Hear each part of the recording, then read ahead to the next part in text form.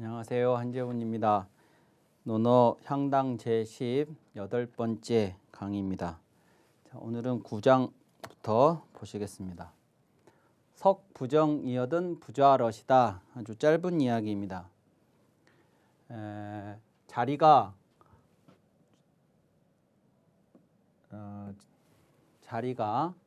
내가 앉을 자리가 바르지 않으면 앉지 않으셨다. 이렇게 이제 되어 있는데요.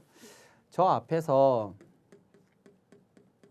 이런 이야기가 있었습니다. 할부정 불식.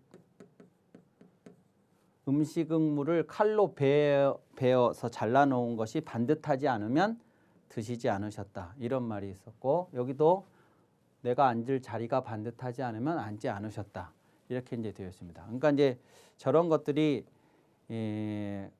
자리나 저 베어진 모양이나 이런 것들이 중요한 게 아니고, 실은 요 부정, 즉 정과 부정, 이 둘 사이에 이 공자는 이것이 어떤 것이든 간에, 이것이 자리든 아니면 음식물을 베어놓은 모양이든 뭐든 간에 부정한 것은 싫어하신 거예요. 그래서 내 몸을 저 부정한 것과 접촉하고 싶어 하지 않으신 거예요. 그것이 만약에 다른 사람을 불편하게 한다거나 다른 사람에게 위해가 된다거나 그런 것이라면 내가 부정하더라도 내가 내 마음에 안 든다고 해서 뭐 어떻게 할 수가 없을 수도 있겠지만, 내가 이걸 먹지 않는다, 내가 앉지 않는다라고 하는 게 다른 사람한테 피해를 주거나 그를 불편하게 만들거나 그에게 위해를 가하는 것이 아니라면 나는 안 하겠다는 거. 그러니까 이제 여기서 읽어내야 되는 것은 뭐냐면, 내 마음이 부정에 대해서는 그것이 내가 앉는 자리든 음식물이든 부정한 것이면 내가 불편한 거예요. 불안한 거예요. 요 정일 경우에 내가 내 마음이 안정이 되는 거고, 이제 이렇게 읽어야 된다 하는 것이 이런 이야기들에게서 이제 우리가 그런 겁니다. 그게 음식물이나 자리 같은 건 아주 사소한 것인데, 아무리 사소한 것이지만 부정에 대해서는, 반듯하지 못한 것에 대해서는 그냥 아무렇지 않게 넘어가거나 이러지를 못하셨다 하는 것이 이런 기록을 남긴 의도라고 보시면 되겠습니다. 10절을 보시죠. 10절은 이제 향이라고 하는 공동체 안에서 공자가 보여준 모습을 또 기록을 해놓은 건데요. 향이니, 이제 향이라고 하는 것은 저 앞에서도 한번 나왔습니다만, 향이라고 하는 것은 내가 살고 있는 곳, 그 살고 있는 것이 내가 어디서 이사를 와서 살고 있는 것일 수도 있겠으나, 대부분은 내가 태어나서 자란, 그래서 지금까지 살고 있는, 근데 나부터서 살고 있는 게 아니고 어쩌면 내 부모님부터서 살고 있는 곳일 수도 있겠고, 그 선대부터 살고 있는 곳일 수도 있겠고, 그럴 가능성이 높습니다. 특별한 경우가 아니면 막 지금처럼 이사를 자주 다니는 그런 때가 아니니까요. 이제 그렇게 되면 저 위에 조상으로부터 이제 파생된 많은 친척들이 같이 이렇게 이제 씨족을 이루면서 살고 있을 수가 있겠고, 우리 씨족들, 친족들만 살고 있는 게 아니라 다른 씨족들도 같이 살고 있는 곳, 그걸 여러 대에 걸쳐서 같이 공동체를 이루고 살고 있는 것, 그런 것이 향입니다. 그러니까 나의 모든 것을 사람들이 다 알고 있고, 우리 집안을 다 알고 있고, 우리 집안은 또 저쪽 집안을 다 잘 알고 있고 하는 그곳이 향인들이 살고 있는 곳이에요. 공동체.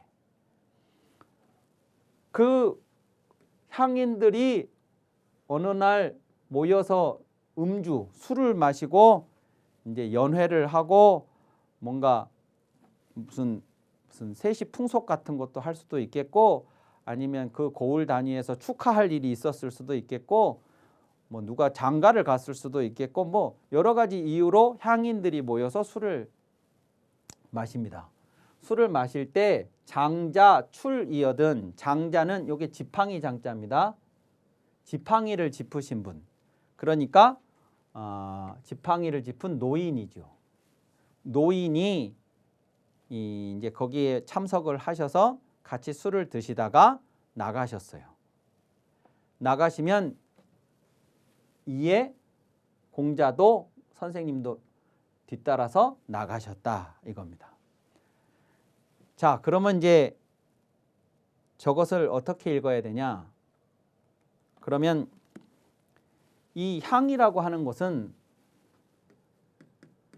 지난번에도 이렇게 말씀드렸는데 여기는 사적인 공간이에요. 공적 사회가 아니고 사적인 사회라고요. 사회. 그러니까 그 얘기는 다시 말씀드리면 뭐냐면 여기서는 이 향과 같은 이런 곳에서는 나의 사회적 지위라든가 또는 교육의 수준이라든가 재산의 정도라든가 이런 게 의미가 없어요. 내가 사회적으로 지위가 아무리 높다고 해서 이 향에 와서 내가 어른 노릇을 할 수가 없다고요. 거기에는 우리 집안의 어른들이 계시고 우리 집안과 밀접하게 오랜 시간을 함께했던 다른 문중의 어른들도 계시고 동네 어른들이 있어요. 거기서 내가 어른일 수가 없다고요. 또 내가 배웠다고 거기 가서 아는 체 해서도 안 돼요. 잘난 척 해서도 안 된다고요. 또 내가 재산이 많다고 해서 재산을 가지고 의시돼서도 안 돼요. 지금처럼 그냥 서로 다른 곳에서 태어나서 자라서 했던 사람들이 그냥 어느 지역에 와가지고 뭔 단지가 만들어지면 그 단지 안에 들어와가지고 살고만 이제 이렇게 되면 거기에는 뭐 누가 어떤 사람들인지 서로 모르니까 이런 것들을 가지고 이제 질서를 잡으려고 하겠고 이것이 이제 권력이 되고 그렇게 되겠지만 향은 그런 데가 아니라고요. 그러니까 이제 지금 이게 공자의 제자들이 쓴 것인데 공자의 제자들이 봤을 때 우리 선생님은 이제 아주 높으신 분이지만 향에 가서 공자가 선생님 노릇을 할 수는 없는 거죠. 그러니까 나갈 일이 있어도 내가 먼저 이석을 자리를 뜰 수가 없는 거예요. 어른이 먼저 나가셔야 나가셨다 그겁니다. 그건 어른에 대한 예우예요. 내가 어른이다 하는 게 아니라. 그러니까 제자들이 봤을 때는 우리 선생님이 최고인데 향에 가서는 우리 선생님이 이렇게 행동을 하시더라 하는 겁니다. 저 앞에서 그런 거 있었죠. 향에서 선생님이 보여준 모습은 신실한 것이었다. 믿음직스럽고 진실된 모습을 보여주셨고 그 과정에서 마치 말을 하도 함부로 말씀을 이렇게 많이 안 하시니까 마치 그 모습이 말을 잘 못하는 사람처럼 보일 정도였다라는 말이 나오거든요. 이제 그런 거랑 같은 맥락인 것이죠. 나갈 일이 있거나 나가고 싶어도 그냥 나 먼저 그냥 나가겠습니다 하고 나가버리면 어른을 무시한 행동이 될 수가 있으니까 어른이 나가신 다음에 나가셨다 이렇게 이제 되는 겁니다. 그러면 어른이 나가신 다음에 나는 왜 나갔냐? 안 나가고 있을 수도 있지 않을까? 이제 그것도 생각해 볼 수가 있겠죠. 그런데 여기에 지금 제자들이 기록할 정도의 이제 공자라면 상당히 연세가 있었을 때의 공자였을 거예요. 그러면 이제 요것은 여기 이제 뭐 주석 같은 데 나오지 않는 이야기이지만 우리가 이제 상상을 해 보면 그렇습니다. 피해 줄 알아야 됩니다. 거기에 젊은이들이 막 이제 있을 텐데 끝까지 같이 젊은 사람들하고 어린 사람들하고 같이 있다 그러면 이 사람들이 불편하니까 어른들이 참여해서 같이 할 수 있는 어떤 정도의 그 과정은 같이 하고 그리고 어느 정도가 되면 또 어른들은 자리를 비워주고 젊은 사람들끼리 이렇게 이제 편하게 또 고을의 그 잔치니까 그렇게 또 시간을 보낼 수 있도록 배려도 해주고 이제 그래야 한다는 것이죠. 향인 나의 조복이 입어 조개롯이다 그랬습니다. 향인들이 나를 해요. 요 나라는 건 뭐냐면 저는 여기서 이제 구술할 때라고 쓰기는 했습니다만 저게 그러니까 세시풍속에 그냥 민간에서 행해지는 그런 의식 중에 그 당시 사람들한테 가장 무서웠던 것이 뭐냐면 잡귀가 드는 겁니다. 이 잡귀로 인해서 역병이 오고 역병이 퍼진다고 생각을 했어요. 그래서 역귀라고도 했어요. 역귀, 역병을 가지고 다니는 귀신, 역귀를 쫓아내고 막 이제 그러니까 그 당시로서는 여러 가지 이유로 이제 그렇게 사람들이 어느 순간 그냥 어떤 병이 유행을 해가지고 막 많은 사람들이 희생이 되는 이제 그런 게 제일 무서운 것 중에 하나였겠죠. 그러니까 이제 그것을 벗어나고 싶은 내 방법을 이제 잘 모르니까 이제 굿과 같은 의식의 어떤 것들을 이제 하는 거예요. 이 향인들이. 그러면 이제 공자의 입장에서 보면 공자는 저 역병이 들고 막 이렇게 하는 것이 저게 이런 거 해가지고 없어진다고는 생각을 안 하죠. 공자는. 그렇지만 이 사람들이 오랜 시간 이런 것들로부터 고통받으면서 이것들을 물리칠 수 있다고 찾아낸 방법이 이런 거예요. 그리고 이런 거를 함으로써 마음의 위안을 얻어요. 안심이 되고. 그거를 가서 그런 미신을 믿고 그러냐고 막 공자가 그렇게 할 수가 없어요. 자, 그러니까 그것을 하지 말라고 할 수도 없고 그 사람들을 막 계몽을 시키겠다고 막 그런 건 다 미신이라고 이럴 수도 없고 그러면 이게 갈등만 빚어지고 그렇게 되니까 그러니까 그냥 그것을 할 때 그냥 하는가 보다 하지만 내가 참여는 하지는 않는 이제 그런 상황입니다. 그래서 향인들이 그런 의식을 치를 때에는 어떻게 하느냐 그러면 조복을 입고 조복이라는 것은 조정에 나갈 때 입는 옷입니다. 조정에 나갈 때 입는 옷인데 꼭 조정에 나갈 때만 입는 게 아니라 내가 가지고 있는 옷 중에서 가장 예복이에요. 예복. 예를 갖출 때 입는 옷. 그것이 조복입니다. 그 조복을 입고 조계에 서 계셨다 그랬습니다. 이 조계라고 하는 것이 뭐냐면 동쪽 섬돌, 동쪽 계단이에요. 그러니까 이 동쪽 섬돌이라는 게 이제 뭐냐면 이렇게 이제 집이 지어지면 요게 축대를 쌓고 집을 이제 짓잖아요. 이렇게 바닥에다가 집을 안 치는 게 아니고 단을 높여 놓고 해서 이제 습기라든가 막 이런 것들도 있고 막 벌레들 뭐 이런 문제도 있고 뭐 그러니까 하여튼 이렇게 단을 쌓아 놓고 집을 짓는데 그러면 이제 여기로 올라가려면 계단들이 이렇게 있어요. 계단이. 그러면 이제 보통의 집은 이렇게 두 개가 있습니다. 그러면 두 개가 있으면 이쪽이 동쪽이고 이쪽이 서쪽이에요.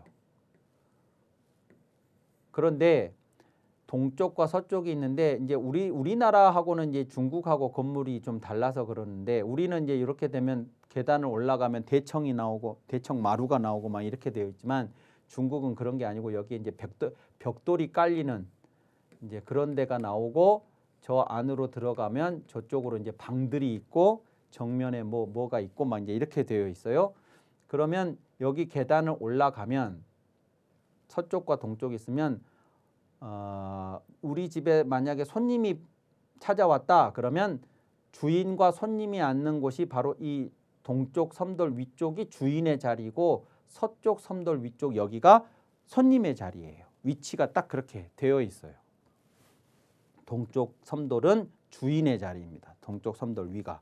그러니까 동쪽 섬돌 위에 계셨다라고 하는 것은 주인이 이 집의 주인으로서 무엇인가를 할 때의 주인의 자리예요. 여기가. 그것이 조계라는 것을 이해를 하셔야 돼요. 조복을 입고 조계에 서 계셨다. 왜 조복을 입고 조계에 서 계셨느냐? 향인들이 이런 굿 같은 의식을 행할 때 그러면 저게 뭐냐 그러면 이것이 귀신을 쫓는 의식이잖아요. 귀신을 쫓는 의식이에요. 그런데 우리 집에는 조상을 모시는 사당이 있어요. 사당이. 근데 귀신을 쫓는 의식을 지금 우리 집이 있는 이 고을에서 지금 행해지고 있는데 혹시나 이 의식으로 인해서 우리 조상님들이 계시는 사당에 조상님들이 놀래실 수도 귀신을 쫓는 의식 때문에. 그러니까 귀신을 쫓는다는 것을 이렇게 해서 역병을 쫓고 잡귀를 쫓고 하는 것을 내가 믿지는 않으나 또 혹시 모르잖아요. 그런 것들이 우리 조상을 놀래킬 수가 있다. 그러니까 혹시 만약에 여기 서당에 계셨던 조상들이 막 놀래서 만약에 나오셨다면 내가 여기에 딱 서 있는 모습을 보시고 안심하시라고. 네, 그래서 이 옷을 입고 조계에 서 계셨다. 이런 이야기입니다. 그러니까 조상을 위한 그 자손으로서의 그런 역할을 그런 도리를 하고 있으면서 동시에 향인들이 이제 어쨌든 겁이 나서 하는 행위들인데 이게 안심하고자 하는 행위들인데 그것은 또 그것대로 이해해주는 이제 그런 절충점의 모습입니다. 자, 11번은요. 이런 이야기입니다. 문인어 타방하실세. 문인어 타방하실세 그러면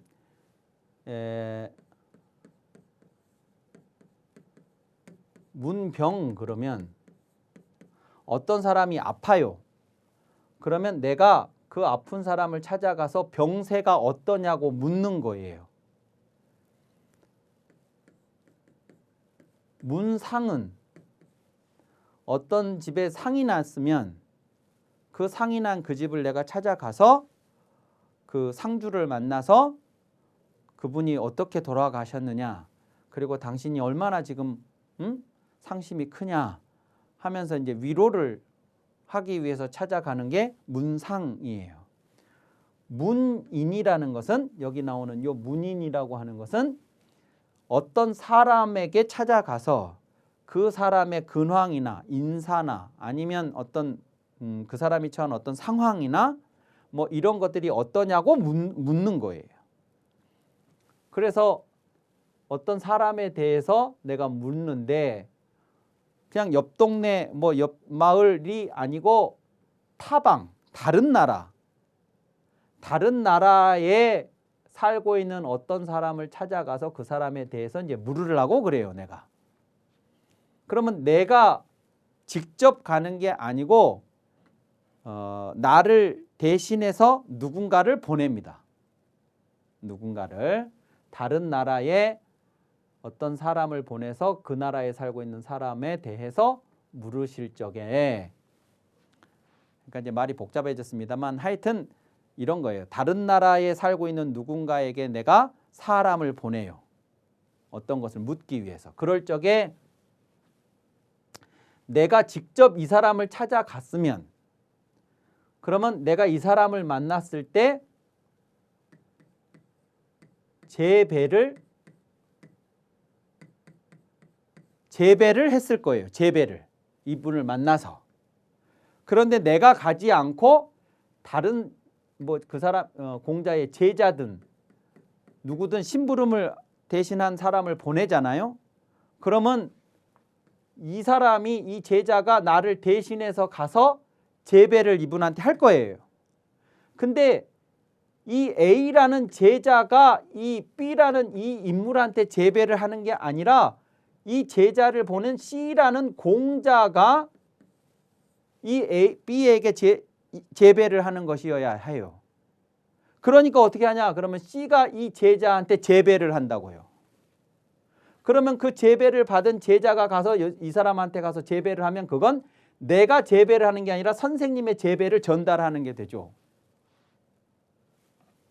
재배의 송지가 그 말이에요. 재배를 하고 그를 즉 심부름 가는 그 사람을 보냈다. 보내셨다. 이겁니다.